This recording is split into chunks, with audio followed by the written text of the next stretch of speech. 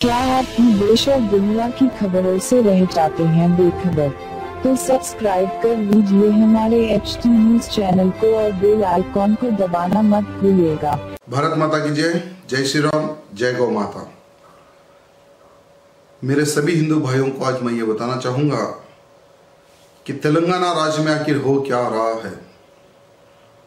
जब प्रधानमंत्री जी मोदी जी मंच पर ठहर के ये कहते हैं कि गाय के नाम पर खून खराबा नहीं होना चाहिए, देश के प्रधानमंत्री जी बहुत अच्छा उन्होंने संदेश दिया था। लेकिन मोदी जी, मैं आपको यह कहना चाहूंगा कि एक बार तेलंगाना की तरफ आपकी दृष्टि पड़ने की आवश्यकता है कि तेलंगाना में किस प्रकार से खुलेआम पुलिस की देखभाल में यहां पर गाय के बछड़ों का वध किया जाता है। एक बार आपकी दृष्टि तेलंगाना में पड़ने की आवश्यकता है। साथ ही साथ यहाँ के मुख्यमंत्री हो, यहाँ के होम मिनिस्टर हो, यहाँ के डीजीपी एवं हमारे तेलंगाना में 3 कमिश्नर आते हैं अलग अलग क्षेत्र के, सबके सब लोग मिलकर मीडिया को यह कहे कि कोई भी गाय को मत काटिए, लेकिन अगर कोई गाय के बेटे को काटता है, गाय के बच्चे को काटता है तो हमें ऑब्जेक्शन नहीं है, काट सकते हैं। इस प्रकार का मीडिया में भी ये लोग बेखौफ इस तरह का स्टेटमेंट ये लोग दे रहे हो।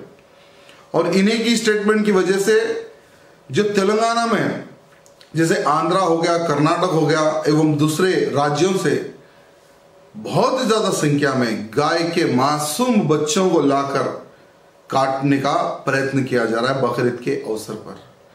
हमारी ओर से जितना कार्य होना था हमने किया है, संघर्ष किया है, लेकिन दुर्भाग्य देखिए आज जो हमारी साथ में जो टीम थी इनके ऊपर भी एफआईआर बुक करना स्टार्ट कर दिए। यानी राजा सिंह के साथ कौन कौन रहता है उसको आइडेंटिफाई करो और उसके ऊपर एफआईआर लॉन्च कर दो, झूठी एफआईआर। इसके लिए हम ह्यूमन राइट्स कमीशन के पास भी जाएंगे और कोर्ट का भी हम दरवाजा खटखटाएंगे और इन सभी ऑफिसरों को कोर्ट में भी हम खींचेंगे। ये लोगों के बाप की जागीर नहीं है तेलंगाना, तेलंगाना हमारा भी है और हमारे तेलंगाना में और हमारी माँ यानी हमारी गौ माँ के बच्चों की हत्या हो, ये हमें बर्दाश्त नहीं है। किस प्रकार से देखिए यहां पर कोई भी गौ हत्या के विरुद्ध आवाज नहीं उठा रहा मेरे भाइयों। कई हिंदू भाई बंधु है और कई हिंदू नेताएं हैं, नपुंसक नेता भी हम उनको कह सकते हैं, जो सिर्फ राजनेता ही इनका जीवन है, ना धर्म से मतलब, ना देश से मतलब, ना समाज से मतलब, ना गाय से मतलब। ऐसे राजनेताओं का निर्माण पूरे भारत देश में हो रहा है। तो भारत देश में अगर ऐसे नेताओं का निर्माण होगा तो गाय कहां से सुरक्षित रहेगी और धर्म कहां से सुरक्षित रहेगा, यह मैं मेरे हिंदू भाई बंधुओं से पूछना चाहूंगा। आज हम यहां पर प्रयत्न कर रहे हैं, यहां पर फाइट कर रहे हैं, यहां पर लड़ रहे हैं, यहां पर संघर्ष कर रहे हैं। कल मेरे कुछ कार्यकर्ताओं को एक पुलिस स्टेशन में पकड़ा गया था, अफजलगंज पुलिस स्टेशन जिसका नाम कहते हैं। वहां पर मेरे कार्यकर्ताओं को पकड़ा गया। मैं जाके उनको पूछा कि मेरे कार्यकर्ताओं को क्यों पकड़ा गया, तो उन्होंने कहा हम पकड़े नहीं, जस्ट इन्वेस्टिगेशन के लिए बुलाए। तो ठीक है, आप इन्वेस्टिगेशन करके जो आप डिसीजन लेना लो, लेकिन वो कार्यकर्ताओं को कल रात तक भी नहीं छोड़ा गया। दूसरे दिन पता चल रहा है कि उनके ऊपर एफआईआर कर दिया गया, झूठी एफआईआर, कि ये लोग दंगा फसाद करने का प्रयत्न करें। और आपको पता है कि उसमें A1 किसको रखा है?